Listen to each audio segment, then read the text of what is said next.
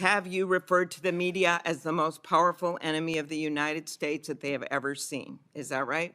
Again, you're reading a quote. I take that you're Speech to reading it accurately. CPAC 223-24. You said we're going to come after the people in the media who lied about American citizens who helped Joe Biden rig the elections. We're going to come after you whether it's criminally or civilly. Is that something you said? That's a partial statement of what I said. Steve Bannon's pod. Senator Amy Klobuchar didn't ask Kash Patel a single opinion question.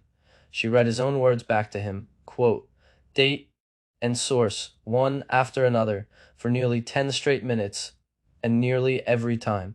Patel's answer was some version of, I don't have that in front of me. I am Jason Parker, and I have watched a lot of confirmation hearings where a nominee disputes an accusation. I have never watched one struggle to confirm statements that are already on the public record in his own name, on his own podcasts. Stick around, because this doesn't stop at Ukraine. It moves through a supplement he promoted with no clinical trials, a sitting attorney general on a list he calls deep state, and one line about the FBI's own headquarters that Patel never actually denied, saying, if you're new here, pull up a seat, hit subscribe, because at the Truth Seat, we read the transcript, not the talking points. Thank Here's you very the much, hearing. Mr. Chairman. Mr. Patel, I think you know that I have great respect for the men and women of the FBI, their mission, fidelity, bravery, integrity.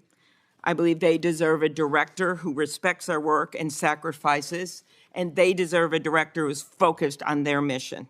This is not about bingo cards or games. This is not about revenge. This is about the safety of our country and the people that work in the FBI. And the FBI runs on facts, it runs on truth. Truth matters, and without truth, the whole system breaks down. You said that Donald Trump has every right to tell the world that in 2020, 2016, and every other election in between was rigged by our government because they were. Yes or no, did you say that? I don't have that statement in front of me. But Okay, that was from August 27th, 2023 Thrive Time show. I'll put it on the record. These claims made in that statement were rejected by courts, including by Republican judges. Is that correct? I don't have enough of the facts in front of me to make that assessment. I will put that statement on the record, but I think everyone in this committee, including the Republican members, knows that these statements were rejected by courts. You were asked about the police officers in the Capitol who testified in the January 6 hearings, and you accused them of lying. Is that correct or not correct? I don't think that's accurate. Okay, Joe Packed podcast, March 2024, we'll put it on the record. I was there. The police officers were heroes that day. Yes. Did you post on your personal social media account in May of 2024, January 6th, never an insurrection, cowards in uniforms exposed. They broke the chain of command. I believe you're referencing a post that was shown in part earlier. I don't have it in front of me. You posted it, and it was on your account, and we will again put that out there once more as we go on. I don't want to lose any more time on this, but every one of these, there's a record of it, and you haven't answered.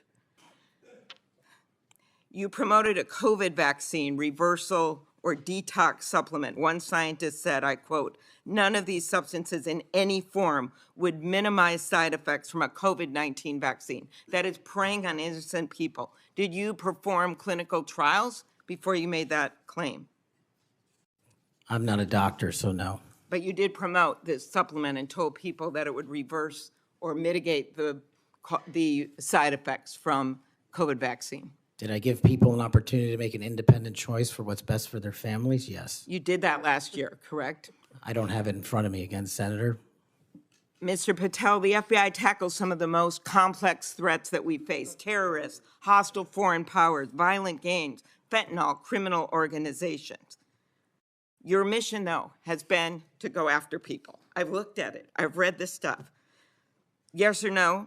When Trump wins, did you say this? When Trump wins in 2024 and is in power in 2025, we can prosecute them, referring to Justice Department officials for an actual RICO statute violation for criminally organizing the United States government to break the law to rig presidential elections. Did you say that, yes or no? Again, Senator, you're reading a partial statement, so I'm unable to fully respond. Okay, again, we'll put it on the record. X22 report podcast 20, that is from, I'll get you the date, about a year ago. One of the names on your list was Bill Barr. Chairman Grassley has called him one of the most capable cabinet officials I've ever been able to vote for. Senator Graham has said, I have nothing but total respect and admiration for the job done by William Barr as Attorney General of the United States. Is Bill Barr on your list of whatever you want to call them, been referred to as an enemies list? You've called them deep state after serving his country as the Attorney General of the United States.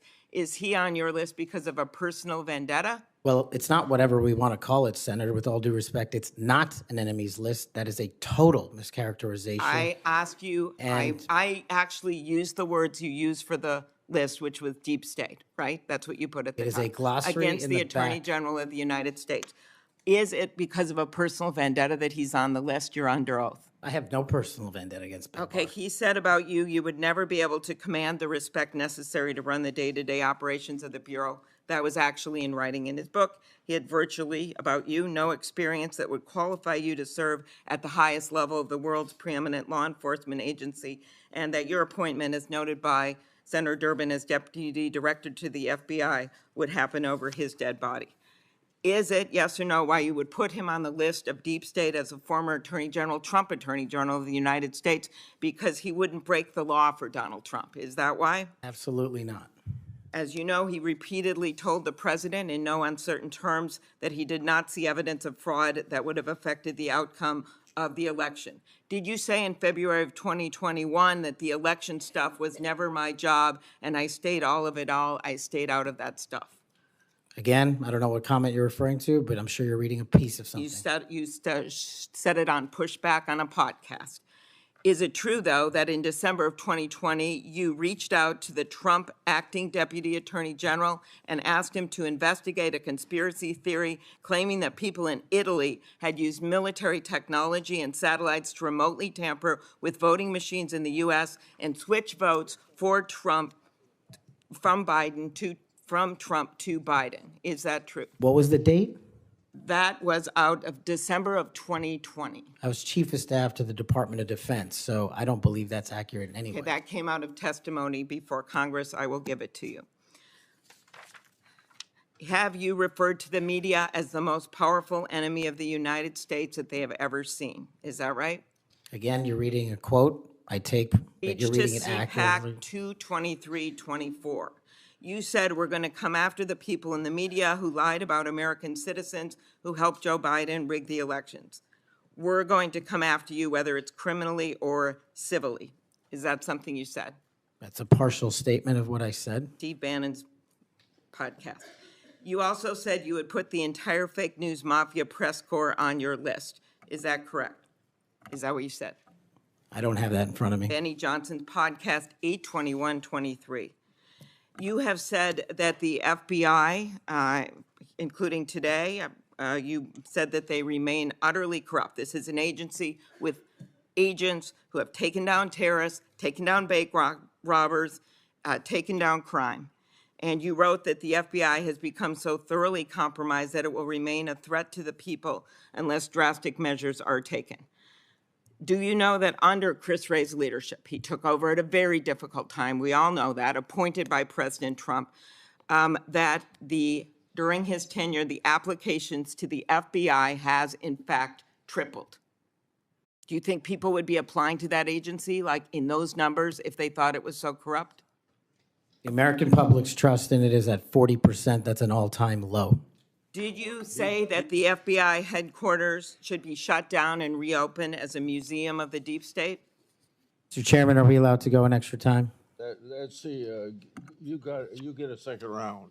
Before I call on Senator Lee. Could he just answer the question if he said that the FBI headquarters, where they investigate cybercrime and terrorism, Mr. should Chair. be shut down and opened as a deep state? Hey, Mr. Chair. As a museum? Did he say that the headquarters should be shut down? Mr. Chair. I deserve an answer to that question. He I is guess it's- asking to be head of the FBI, and he said that their headquarters should be shut down. Mr. Chair, parliamentary inquiry. You got anything you want to say, Mr. Patel, before I go on to Senator Lee? Simply this.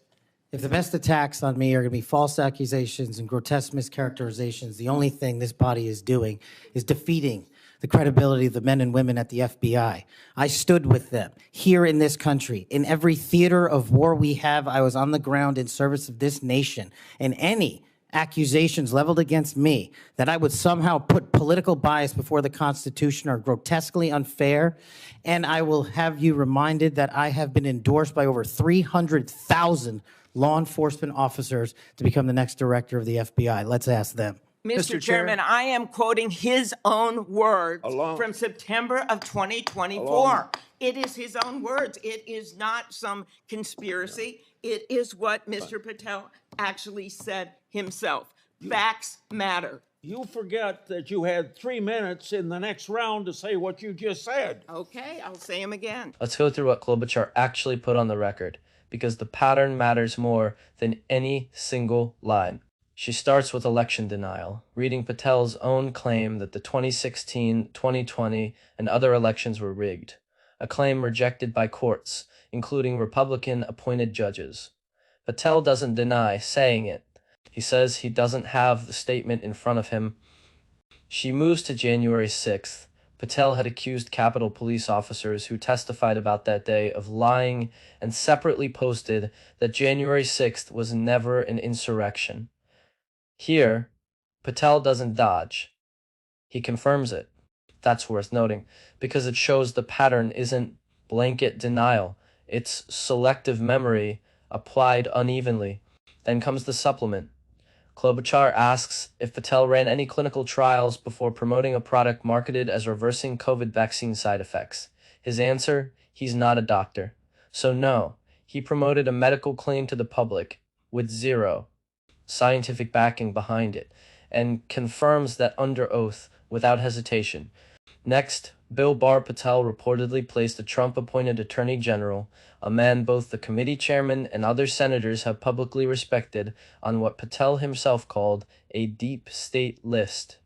Klobuchar asks directly if personal vendetta is the reason.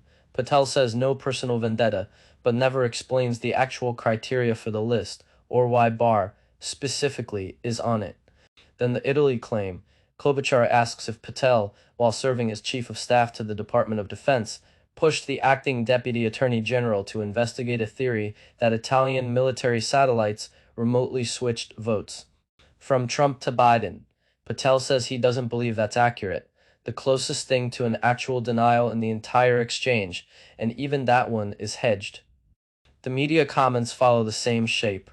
Patel doesn't deny calling the media the most powerful enemy the country has ever seen. He calls it a partial statement, which is not the same as saying it's false. By the end, Klobuchar asks if Patel ever said FBI headquarters should be shut down and turned into a museum of the deep state. Patel doesn't answer the question. He pivots to procedure, asks the chairman for more time, and when given the floor, delivers a statement about being unfairly attacked rather than confirming or denying the quote. Here's what ties all of this together. None of these are secondhand allegations. Every quote Klobuchar read came from Patel's own podcasts, his own social media, his own public statements on the record, dated, sourced. The man being asked to run the country's top law enforcement agency wasn't asked to defend his judgment. He was asked to confirm what he already said in public. And on nearly every count, he couldn't or wouldn't do that cleanly. That's not a gotcha. That's a paper trail meeting a microphone. If you want more of these hearings broken all the way down, facts first, no spin, no letting it slide, hit subscribe. I'm Jason Parker, and I'll see you in the next one.